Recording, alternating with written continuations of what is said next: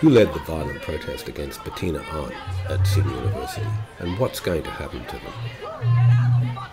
The riot squad was called to Sydney University to remove an abusive mob of protesters.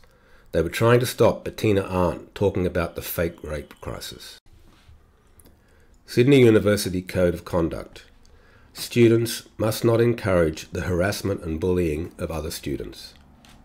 Students must treat other students with respect, dignity, impartiality and courtesy. Here's one of the main offenders, Madeline Ward.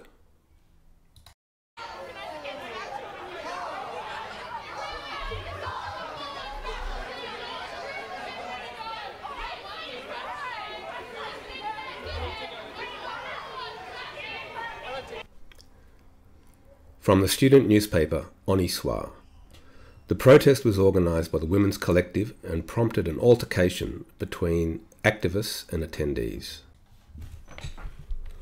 Bettina's fake rape tour across university campuses in Australia is a misinformed and harmful attempt to undo the work of generations of student activists in combating the issues of sexual violence on campus.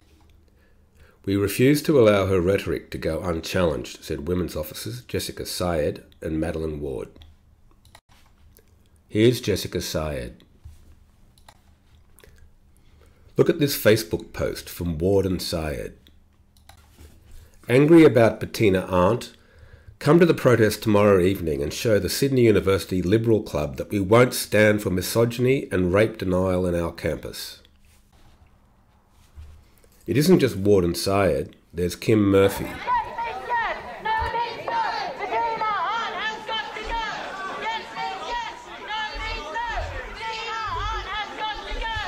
And Lily Campbell, who also calls herself Lily Rosebell.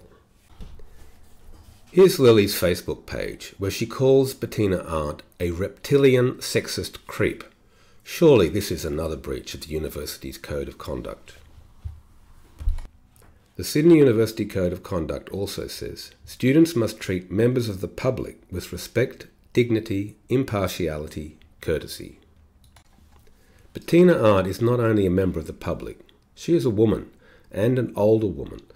How come these feminist activists think it's okay to harass and abuse her?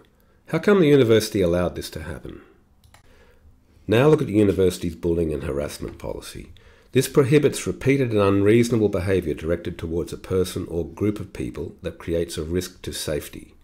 This prohibited behaviour includes verbal abuse or threats, including yelling, insulting or offensive language. Behaviour like this. Bettina has provided Sydney University with abundant evidence of breaches to these policies by Ward, Syed, Campbell and Murphy.